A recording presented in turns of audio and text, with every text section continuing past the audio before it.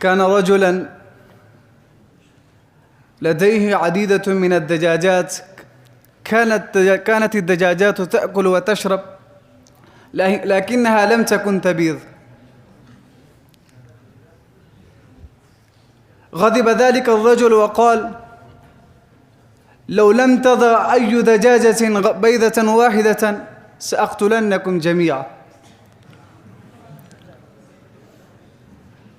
في اليوم التالي عندما عاد الرجل من السوق رأى أن كل دجاجة قد باضت، وكل واحدة منهن باضت بيضتين، باستثناء دجاجة واحدة باضت بيضة واحدة.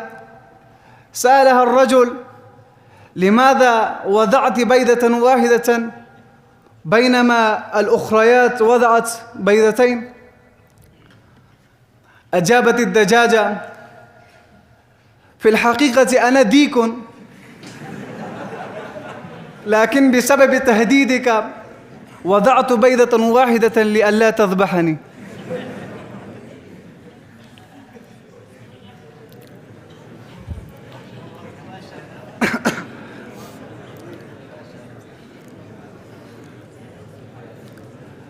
وقف ديك على شجرة وأذن، وثعلب تحت الشجرة. بعدما أكمل الديك الآذان قال له ثعلب: انزل إلينا لنصلي الصلاة بالجماعة معا. فخاف الديك كثيرا ونظر هنا وهنا، فوجد الكلب نائما تحت شجرة قريبة، فقال: يا أخي على رسلك، نوقظ الكلب لنصلي الصلاة بالجماعة. فر الثعلب. قال: تفضل لنصلي الصلاة بالجماعة معا.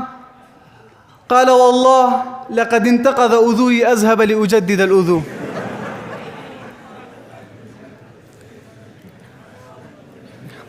امرأة حامل سألها ابنها الصغير الغبي،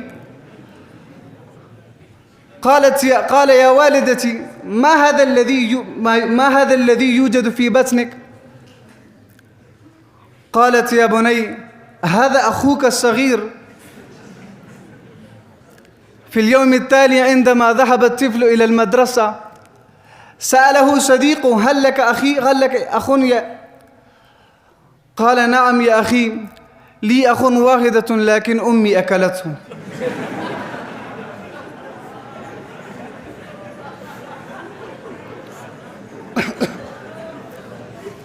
رجل تزوج بامرأة اسمها كانت ساكنة، كانت قبيحة الوجه، رجل ما كان يحبها أصلا. تزوج بامرأة أخرى اسمها أيضا كانت ساكنة، لكنها كانت جميلة للغاية. طلق الأولى وأبقى الثانية بالنكاح.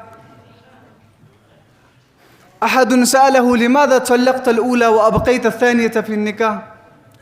قال: يا أخي، إذا التقت الساكنان فتحذف الأولى. محشش سأل محششا مثله، قال: يا أخي، هل الثعلب يلد أم يبيض؟ قال: والله إنه مكار يتوقع منه كل شيء. كان رجلا بخيلا اشترى 3 برتقالات، وجدها فاسدة رماها. أخذ ثانية وجدها فاسدة رماها، فأغلق الأنوار وأكل الثالثة بدون ما يراه. شكرا.